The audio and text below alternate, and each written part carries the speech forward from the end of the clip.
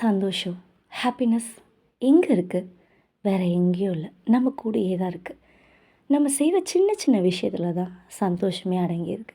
ஒருத்தர் நம்மளுக்கு பார்த்து, ஒரு நாளைக்கு நீ எத்தனை டைம் அழுதன்னு கேட்டால் கவுண்ட் பண்ணி சொல்லிவிடுவோம். ஒரு டைம் அழுதப்பா மனசு கஷ்டமாக இருக்குது. அதே பர்சன் நீ எத்தனை வாட்டி சிரிச்சன்னு கேட்டால் யோசிப்போம் தானே. ஏன்னா நிறைய டைம் நம்ம சிரிச்சிருப்போம், ஒரு நாளில் ஒரு டைம் தான் அழுதுருப்போம். ஸோ அழுகன்றது கஷ்டன்றது ஒரு பார்த்த கொஞ்சம் தான். சிரிக்கிறது சந்தோஷம் நிறைய இருக்குது. அதனால் வாழ்க்கையை ரசித்து வாழுங்க. சின்ன சின்ன விஷயத்துலேயே ரசிங்க. ஒரு குழந்தைக்கு ஒரு சின்ன சாக்லேட் கிடச்சதுன்னா ரொம்ப சந்தோஷம்.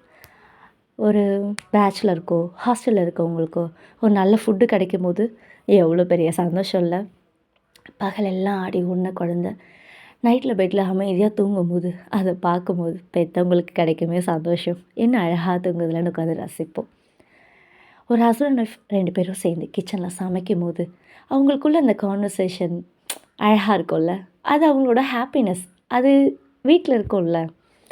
இது ஒரு ஹவுஸ் ஒய்ஃப் எடுத்துக்கோங்களேன். காலையில் 5 மணிக்கு எழுந்து டீ போட்டு காஃபி பண்ணி டிஃபன் செஞ்சுட்டு மதியம் லஞ்ச் செஞ்சு குழந்தைங்கள ஸ்கூலுக்கு அனுப்பிச்சி ஹஸ்பண்ட் ஆஃபீஸ் அனுப்பிச்சி அப்பாடான்னு ஒரு 9-10 மணிக்கு ஒரு காஃபி கப்போடு வந்து உட்காருவோம் பாருங்கள், ரிலாக்ஸாக. அந்த ஒரு காஃபி கப்பு, அதில் தாங்க சந்தோஷமே இருக்குது. ஈவன் காலையில் குளிக்க போகிறோம், ப்ரஷ் பண்ணுறதுக்கு ப்ரஷ் எடுத்தாச்சு, பேஸ்ட்டு கொஞ்சம் தான் இருக்குது. நல்ல வேலை அப்பாடா இப்போதைக்கு இருக்கேன்னு நினச்சிட்டு அந்த பேஸ்ட்டை வச்சுட்டு ப்ரஷ் பண்ணிவிட்டு வருவோம் பாருங்கள். ஏன்னா அது இல்லைன்னா கடைக்கு போய் அப்போ வாங்கணும்ல, எவ்வளோ ஹாப்பியாக இருக்கும்ல அந்த செகண்ட்ப்பா இன்றைக்குள்ள பேஸ்ட் கிடச்சிருச்சுன்னு. அது எவ்வளோ ஹாப்பி. பஸ்ஸில் போகிறோம், ஒரு 10 பேர் ஏறுற இடத்துல நம்ம ஒருத்தருக்கு சீட்டு கிடைக்கிது, எவ்வளோ ஹாப்பியாக இருக்கும். அப்பா எல்லோரும் ஏறிட்டாங்க, நம்மளுக்கு சீட்டு கிடச்சிருச்சுடான்னு. அதே இடத்துல ஒரு பிளைண்ட் பர்சன், ஒரு கண்ணு தெரியாதவங்க, ஒரு வயசானவங்க வந்து நிற்கும் போது அதே சீட்டை நம்ம விட்டு கொடுத்துட்டு எழுந்துப்போம் பாருங்கள். அந்த சீட்டு கிடச்சதை விட அவங்களுக்கு கொடுக்கும்போது நம்ம ஏதோ ரொம்ப பெரிய சாதனை பண்ணிட்ட மாதிரி எழுந்து நிற்போம். நம்மளுக்கு தான் இந்த உலகத்திலே பெரிய மனுஷன் மாதிரி நம்ம நினச்சிப்போம் பார்த்தீங்களா. அது எவ்வளோ சந்தோஷமாக இருக்கும், கொஞ்சம் கர்வமாகவும் இருக்கும்ல. நைட்டு ட்ராவல் பண்ணுறோம், நல்லா ஒரு ஆஃபீஸ் முடிச்சுட்டு வரோன்னு வச்சுக்கோங்களேன்.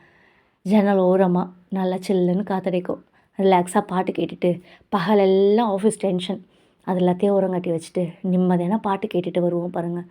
அதுதான் ரியல் ஹாப்பினஸ். ஊருக்கு போவோம், நம்ம சென்னையில் ஒர்க் பண்ணுறோன்னு வச்சுக்கோங்க, இல்லை ஊர்லேருந்து நம்ம இங்கே வந்திருப்போம், ஃபேமிலியோடு செட்டில் ஆகிருப்போம். ஆனால் அந்த சென்னைக்கு பஸ் ஏறி உட்காந்துருப்போம் பாருங்கள். எங்கே வேணாலும் போகலாம், ஊருக்கு, சொந்த ஊருக்கு நான் கிளம்பிட்டேன், நாளைக்கு போய் என் வீட்டை பார்த்துருவேன்ற ஒரு ஹாப்பினஸ் இருக்குது பாருங்கள். அது எல்லாருக்குள்ளேயும் இருக்குது. அது குட்டி வயசில் நம்ம ஊருக்கு போகணுன்னு எப்படி சந்தோஷப்படுவோமோ அதே மாதிரி இவ்வளோ பெருசாயும் வெளியே வந்து ஒர்க் பண்ணுறோன்னு இருந்தாலும் நம்ம நாளைக்கு வீட்டுக்கு போய்டுவோண்டான்னு ஹாப்பினஸ் சொல்ல முடியாததில். ஒரு வயசான ஜோடியை பார்க்குறோம், அவங்க 2 பேரும் எவ்வளோ அழகாக இருக்காங்களா, பேசிக்கிறாங்க, இவ்வளோ வயசாயும் நல்லா ஜாலியாக லவ்வோடு இருக்காங்களேன்னு பார்க்கும்போது ஒரு ஹாப்பினஸ் இருக்கும்ல நம்மளோட. நம்மளும் லைஃப் லாங் இதே மாதிரி நம்ம பார்ட்னர் கூட கை கோர்த்து இதே மாதிரி நடக்கணும். அதே ஜோடி, வயசான ஜோடி அடிச்சிக்கும் போது பார்க்கும்போது க்யூட்டாக இருக்கும். நம்மளே அறியாமல் ஒரு இனம் புரியாத சந்தோஷம் இருக்கும் மனசுக்குள்ளே. பார்க்கும்போது அவ்வளோ அழகாக இருக்குல்ல அப்படின்னு. அதே போல் தாங்க நம்ம காலையில் எழுந்ததுலேருந்து நைட்டு தூங்க போகிற வரைக்கும் நம்ம சுற்றி தான் நம்மளோட ஹாப்பினஸ் இருக்குது. சின்ன சின்ன விஷயத்தில் இருக்குது. பெருசாக தேடாதீங்க. பெருசாக ஒரு வீடு கிடச்சா சந்தோஷமாக தான் இருக்கும், ஒரு 10 கோடி பணம் கிடச்சா சந்தோஷமாக இருக்கும், ஒரு பெரிய கார் இன்னும் சந்தோஷமாக இருக்கும். ஆனால் ஒரு பொருள் வரும்போது அடுத்தது எப்போ வரும், அடுத்து எப்போ வரும். ஒரு வீடு வாங்கிட்டோமா, அடுத்து ஒரு ஃப்ளாட் வாங்கி போடலாம். ஒரு சின்ன கார் வாங்கணுமா, அடுத்து ஒரு பெரிய கார் இருந்தால் நல்லா சௌகரியமாக போகலாமேன்னு தோணும். ஸோ இதெல்லாம் வந்து அடுத்துன்னு சொல்லி போய்கிட்டே தான் இருக்கும். ஒரு கார் வாங்கியுமோ ஒரு மாதம் ஹாப்பினஸ் இருக்கும், இல்லைன்னு சொல்லலை.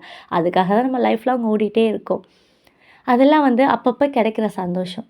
ஆனால் இதெல்லாம் வந்து டெய்லி நம்ம லைஃப்பில் நடக்கிறது. இதெல்லாம் இந்த சந்தோஷத்தை நம்ம அனுபவிக்கணும். அனுபவித்தா தான் லைஃப் நல்லா சுவாரஸ்யமாக போகும்.